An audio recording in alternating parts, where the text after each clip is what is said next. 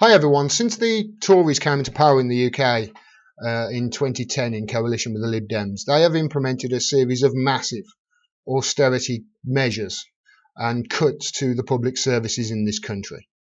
For instance, they have cut 22,000 jobs in the police force in 8 years.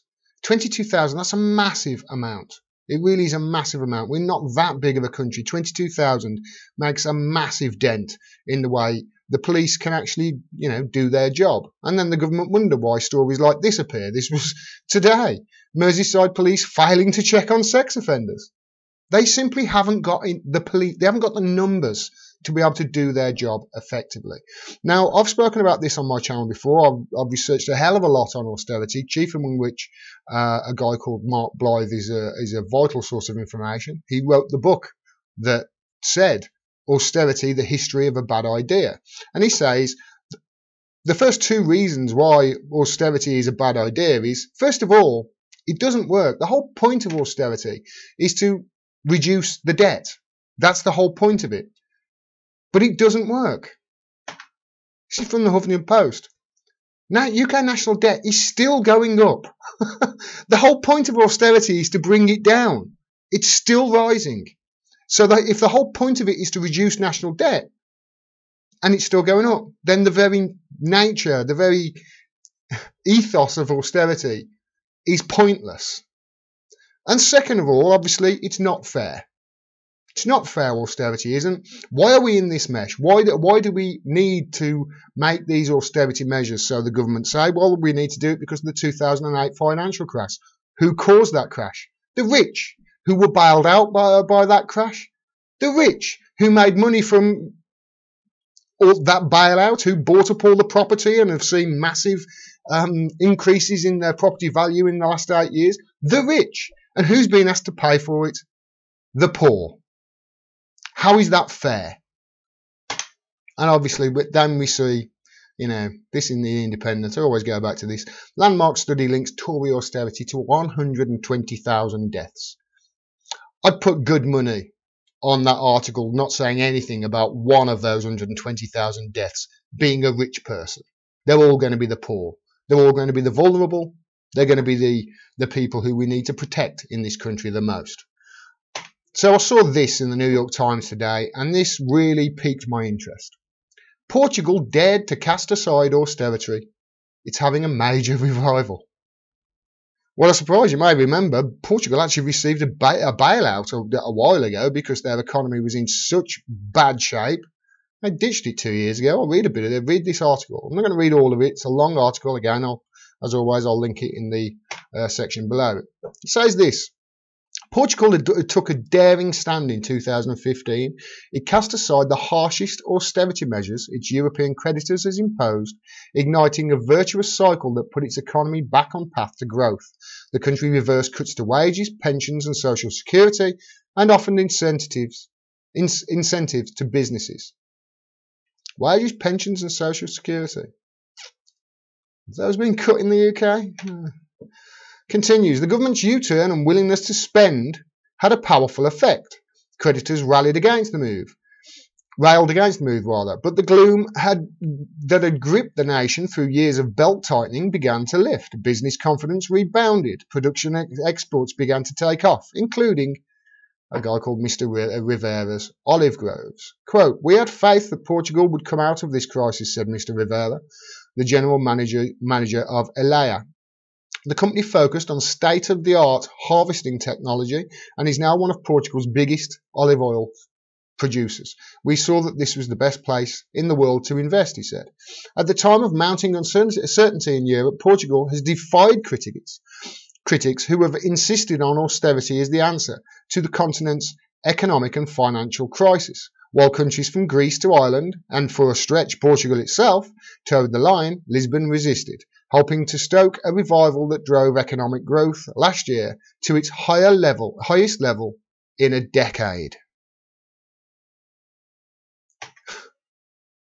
The renewal is visible just about everywhere. Hotels, restaurants and shops have opened in droves, fueled by a tourism surge that has helped cut unemployment in half in 2 years.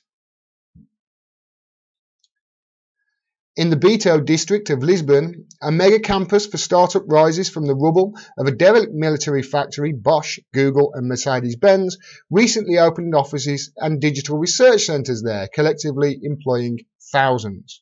Foreign investment in aerospace, construction and other sectors is at a record high, and traditional Portuguese industries, including textiles and paper mills, are putting money into innovation, driving a boom in exports. This is what Mark Blythe says. We're in a time of economic, when economic growth is low, what you do is you invest. You pay off your debt when things are good.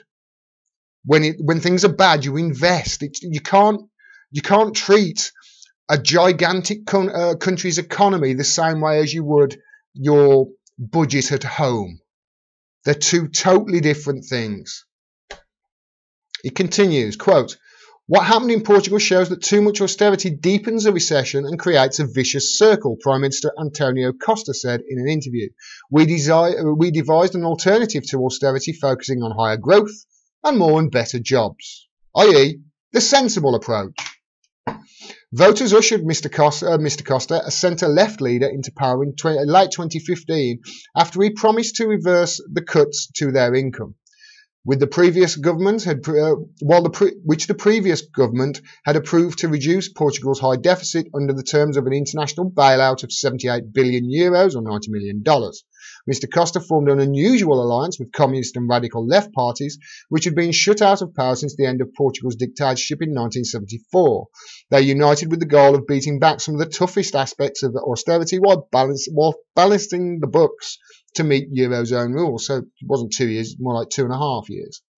This is late 2015 there. The government raised public sector salaries, the minimum wage and pensions, and even restores the amount of vacation days to pre-bailout levels over objections from creditors like Germany, what a surprise, and the International Monetary Fund, what a surprise. I really, really can't stand the IMF. The more I found out about the IMF, the more I think this is ridiculous. It really is. I have to do a video on that one day. I'll have to learn. I'll have a lot more though because it's complicated. Article continues. Incentives to stimulate business included development subsidies, tax credits and funding for small and mid-sized companies. Mr. Costa made up for the givebacks with cuts in infrastructure and other spending, whittling the annual budget deficit to less than 1% of its gross domestic product, compared with 4.4% when he took office. The government is on track to achieve a surplus by 2020, a year ahead of schedule, ending a quarter century of deficits. European officials are now admitting that Portugal may have found a better response to the crisis. Well, what a surprise. Recently, they rewarded Lisbon by elevating the country's finance minister, Mario Centeno, who helped engineer the changes, to president of the Eurogroup, the influential collective of Eurozone finance ministers. The economic about-face had a remarkable impact on Portugal's collective psyche. Obviously, it affects the way people think. It affects how happy they are.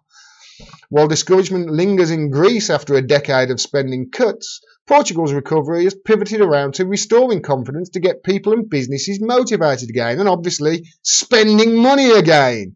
It's absolutely self-defeating, these austerity measures are. Quote, "The actual stimulus spending was very small," said Raul Borges de Assunção. So apologies if I got your name wrong, sir. A professor at the Católica Lisbon School of Business and Economics. But the country's mindset became completely different, and from an economic perspective, that's more impactful than the actual change in policy. The brighter outlook has lifted companies like Alea, the olive oil producer. Its parent company, Savina, opened Alea as a startup on a vast agricultural plan in southern Portugal in 2007, just before the downturn. Its timing could hardly have been worse, but the managers persisted, paving the way for a surge in production when the crisis ebbed. And obviously, it's doing absolutely brilliant now, that company is. What more proof do you need, Tories? What more proof do people need to see that austerity does not work? What more proof is needed to say that austerity hurts the people who didn't cause this crisis? Austerity rewards the people who caused the crisis and asks the people who can't pay to pay for their mistakes. This is why we've got to get the Tories out, because they show no signs of reversing these measures. No signs at all. It's going to be further cuts. It's going to be further persecution of the poor, shall we say. And more people are going to die as a result of it. More people are going to take their own lives because of the situation that they're in. More people are going to die, and it's not going to be the rich in this country. It's going to be the poor. It's going to be the most vulnerable. And this is why it's unfair. And this is why it's got to stop. And especially when you look at reports like Portugal, which reversed their austerity measures in late 2015. And lo and behold, less than 3 years later, now they're hitting record results in their economy.